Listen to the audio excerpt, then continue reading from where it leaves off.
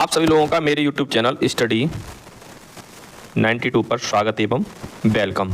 आपने अब तक हमारे चैनल को सब्सक्राइब नहीं किया है, प्लीज़ सब्सक्राइब कर लें, साथ में बेल आइकन का बटन दबा दें और इस वीडियो को अंत तक देखें। अवश्य आपकी यूपी पुलिस में बहुत ही महत्वपूर्ण भूमिका निभाएगा ये टॉपिक, क्योंकि ये जो पार्ट है हिंदी या इससे संबंधित जो भी टॉपिक है इस पार्ट में वो बहुत ही महत्वपूर्ण है, क्योंकि परीक्षा में लगभग 7 से 8 मिनट का ये समय लेते हैं और आपको 35 से 36 अंक आपको देते हैं, जो आपकी चयन प्रक्रिया में बहुत ही महत्वपूर्ण भूमिका निभाएंगे। ठीक है, तो हम देर न करते हुए अपने प्रश्नों की शुरुआत करते हैं। हाँ, हिंदी के सारे टॉपिक हमने इसमें ले रखे हैं, चाहे अगर हम बात करें किसकी, संधि की, चाहे हम बात करें समास की, चाहे हम बात करें तत्सम शब्दों की या इसी के साथ में तद्भव शब्दों की, चाहे हम बात करें विलोम शब्द की, ठीक है, चाहे हम बात करें पर्यायवाची शब्दों की, चाहे हम बात करें मुहावरों की, चाहे हम बात करें लोकोक्तियों की, चाहे हम बात करें किसकी, समास तो मैंने आपको बता ही दिया, चाहे हम बात करें किसकी, अलंकारों की, चाहे हम बात करें छंदों की, ठीक है, चाहे हम बात करें रसों की, इस तरीके से और भी काफ़ी महत्व, चाहे हम क्रिया की बात करें, है ना, संज्ञा की बात करें, सर्वनाम की बात करें, सर्वनाम की बात करें, है ना, चाहे हम बात करें रचनाओं की, चाहे हम बात करें विराम चिन्हों की, विराम चिन्हों की हम बात कर लें, चाहे हम बात करें वर्णमाला की। तो हमने इस तरीके से सारे टॉपिक, चाहे शुद्ध वर्तनियों की, शुद्ध वाक्यों की, हमने सारे टॉपिक इससे ले रखे हैं। तो देखते हैं पहला प्रश्न। नाभिक का संधि विच्छेद आपको बताना है, ये आपके सामने विकल्प है, सही आंसर आपको देना है। तो इसका जो सही विकल्प है वो ऑप्शन नंबर ए सही है, 9 धन 1। अब ये कैसे है वो आप जान लीजिए। जैसे इसका संधि विच्छेद इसमें दे रखा है 9 धन 1।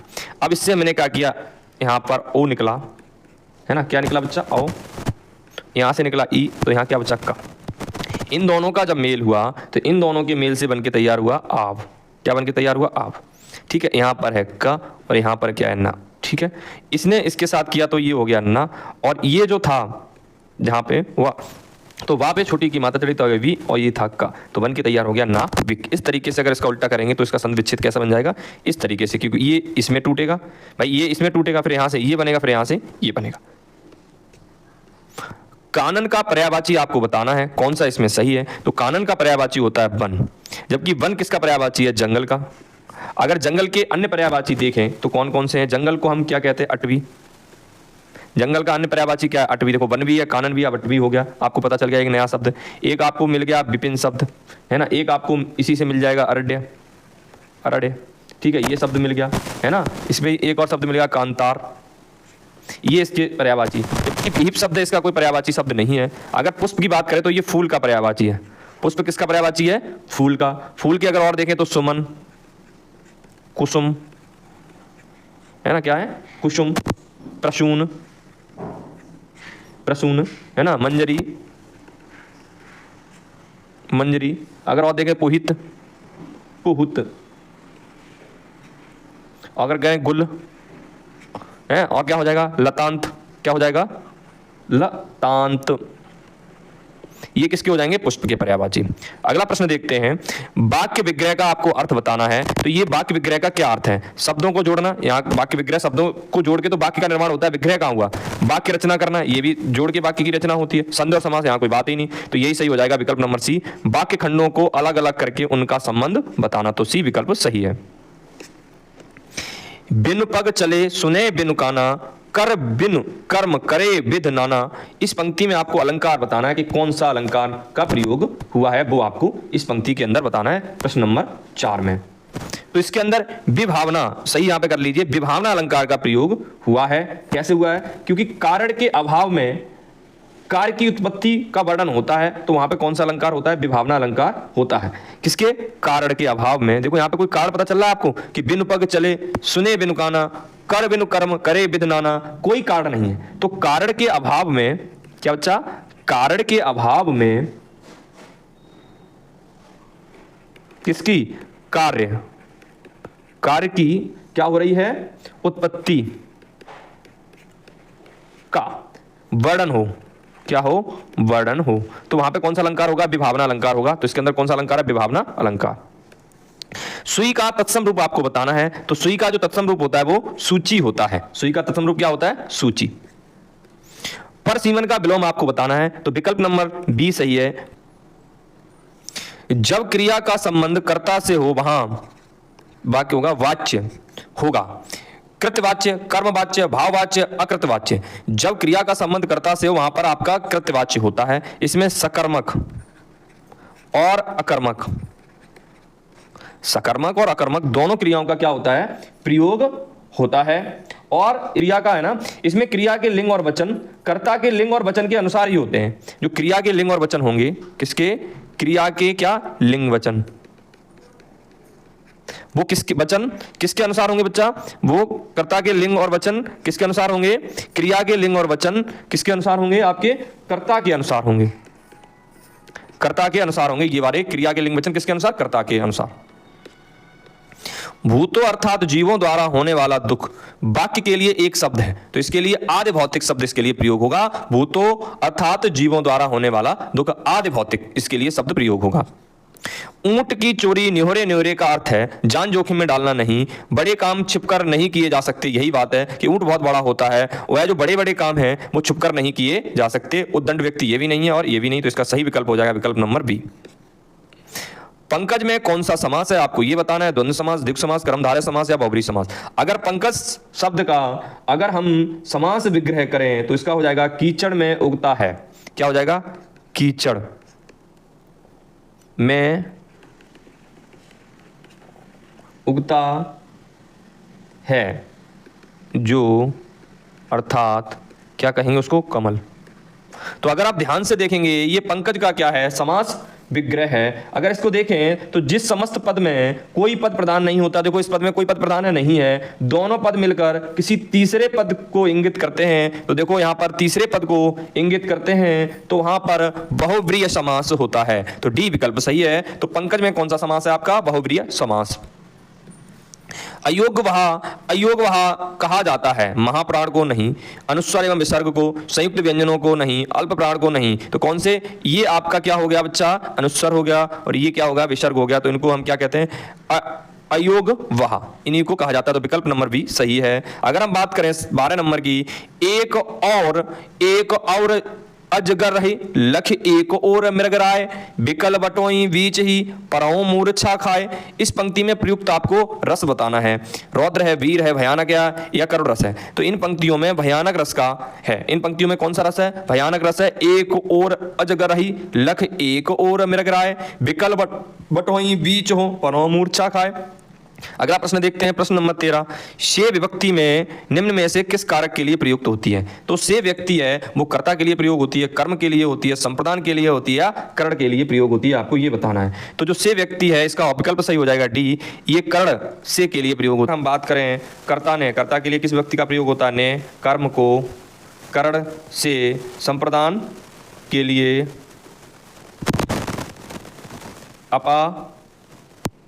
अपादान के लिए से किसके, अलग होने के लिए, अलग होने के लिए। अगर हम संबंध की बात करें, का, की, के, है ना, अधिकरण की बात करें तो में और पर होता है विभक्ति इसकी। और संबोधन की बात करें तो यहाँ पर हे, ओ, ये प्रयोग होते हैं। ठीक है, तो इसका सही आंसर क्या है, ऑप्शन नंबर डी सही है।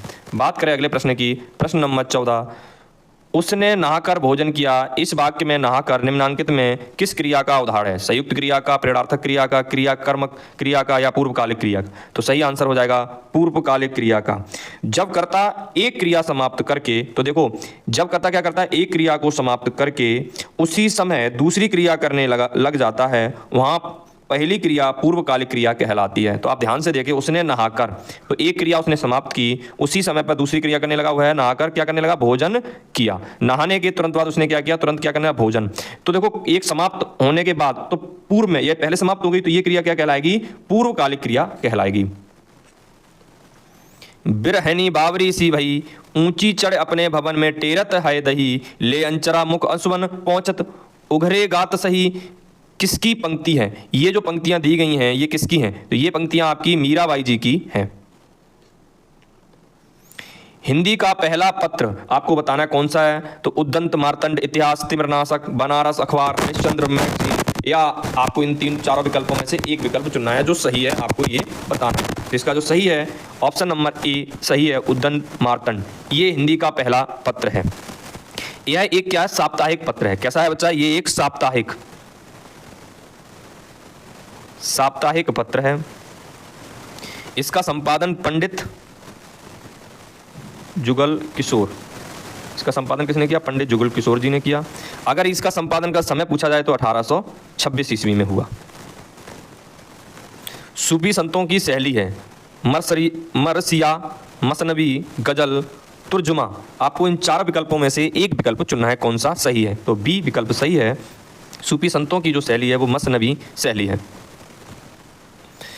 गुड़िया भीतर गुड़िया के रचनाकार कौन हैं, कृष्ण सोबती जी, मैत्री पुष्पा, प्रभा खेतान, उषा प्रियबंधा।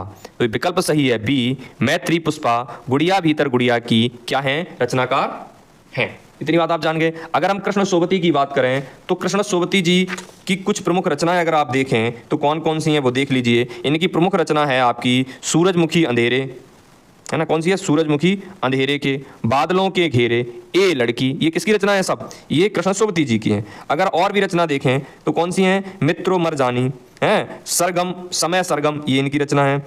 अगर हम बात करें इनकी एक फेमस रचना है जिसका नाम है जिंदगी नामा, ठीक है। इनको 1980 ईस्वी में इसी के लिए साहित्य अकादमी पुरस्कार मिला, साहित्य अकादमी पुरस्कार मिला।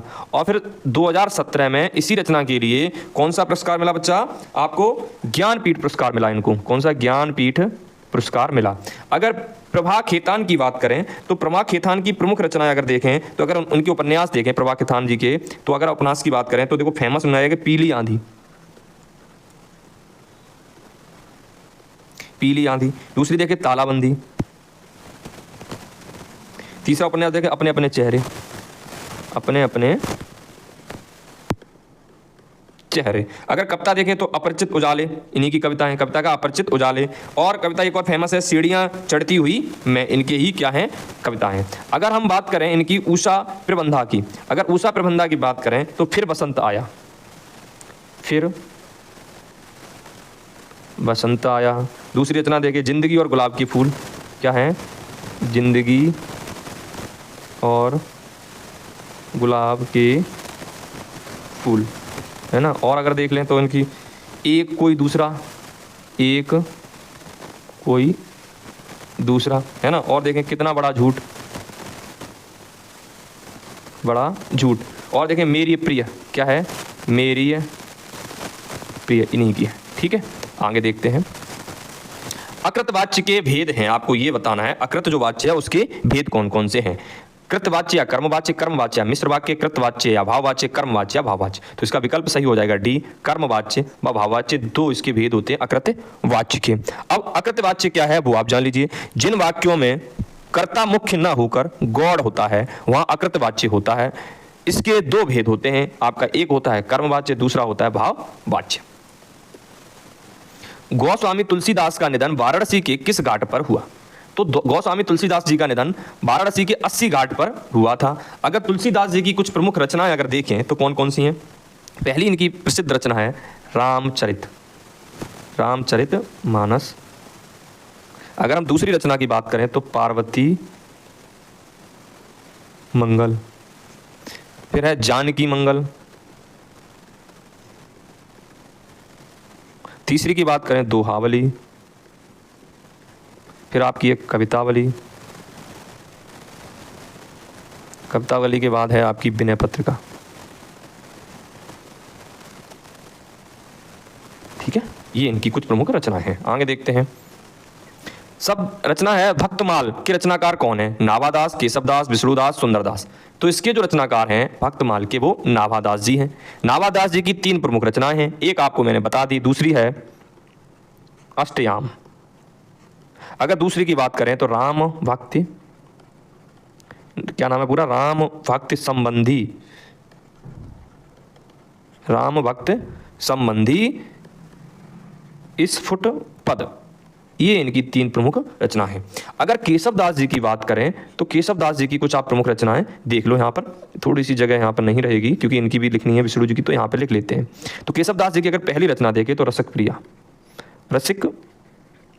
प्रिया। दूसरी अगर इनकी रचना देखें कवि प्रिया। ये हम वही रचना लिख रहे हैं जो फेमस हैं, ठीक है। फिर हम बात करें नख सिख। नख सिख के बाद आपकी कौन सी है? छंदमाला। छंदमाला के बाद देखें रामचंद्र का,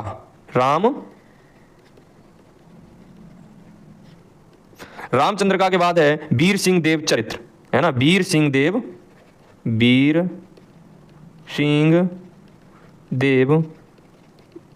चरित्र। और भी इनकी कुछ फेमस रचनाएं हैं, जैसे विज्ञान गीत और जहांगीर जस चंद्र का, ये इनकी अंतिम रचना थी। कौन सी? केशवदास जी की विज्ञान गीत और जहांगीर जस चंद्र का। अगर विष्णुदास जी की रचना देखें तो आपकी रुक्मणी मंगल, क्या है? रुक्मिणी मंगल, ये इनकी एक रचना है। अगर दूसरी रचना देखें तो स्वर्गारोहण, और इनकी तीसरी रचना देखें तो इसने है लीला, ठीक है। सुंदर जी की देखें तो क्या हो गया? ज्ञान समुद्र, सुंदर विलास, सुख समाधि, और आपकी है ज्ञान झूलना।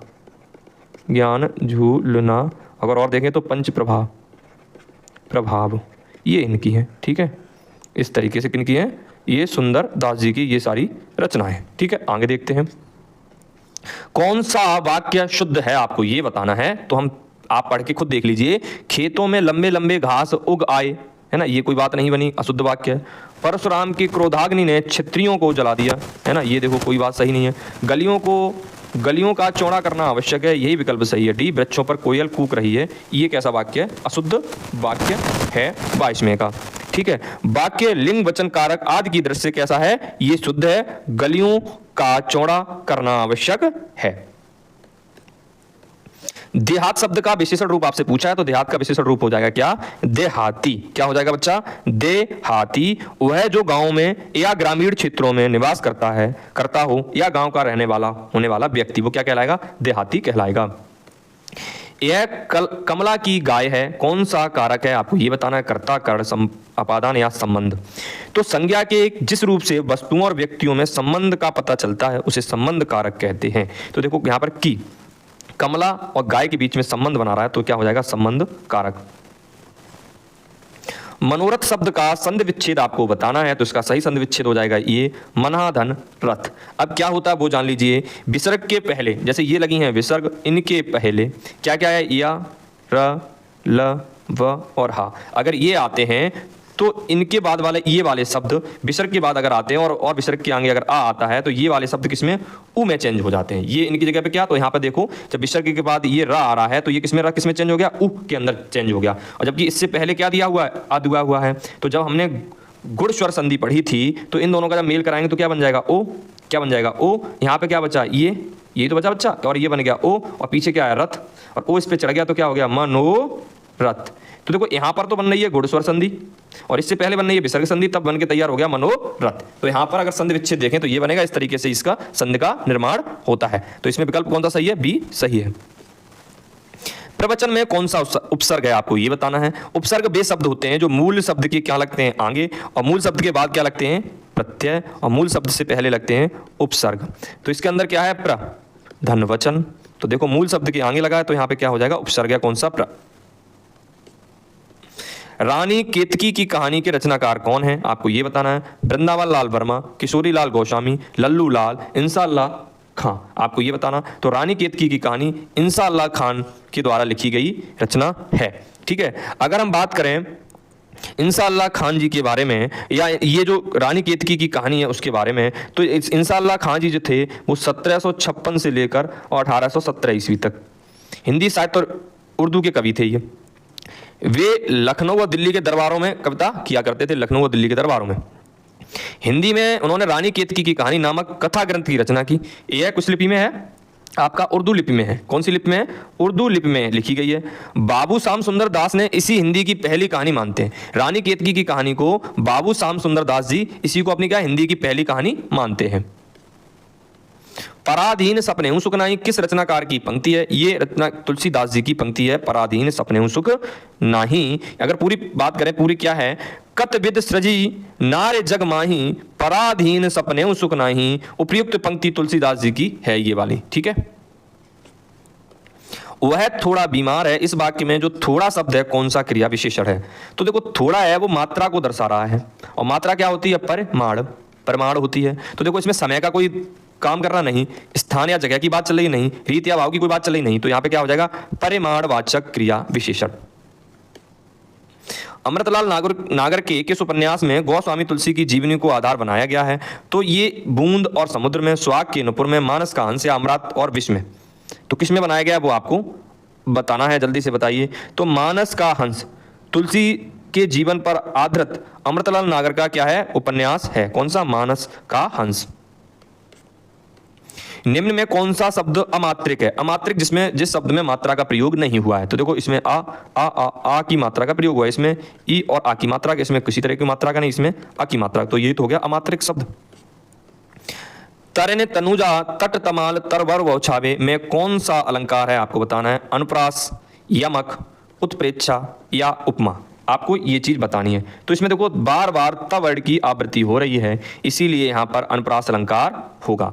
अगर आपको हमारी वीडियो पूरी पसंद आई हो तो इसको लाइक कर दें, साथ में शेयर कर दें। अगर हमारे चैनल पर नए हैं तो हमारे चैनल को सब्सक्राइब करें प्लीज, और बेल आइकन का बटन अवश्य दबा लें। अगर इसकी पीडीएफ आप चाहते हैं तो इसका लिंक, टेलीग्राम का लिंक डिस्क्रिप्शन में दे दिया जाएगा, उसको आप ज्वाइन करें जाके, वहां पर अच्छी अच्छी वीडियोज क्लासेस डाली जाती हैं। साथ में आप जिस भी सब्जेक्ट का अगर हमें कमेंट बॉक्स में अगर बताएंगे कि आपको किसके हैंड राइटिंग नोट्स चाहिए बेहतरीन, तो वो आपको प्रोवाइड करेंगे। जय हिंद, जय भारत।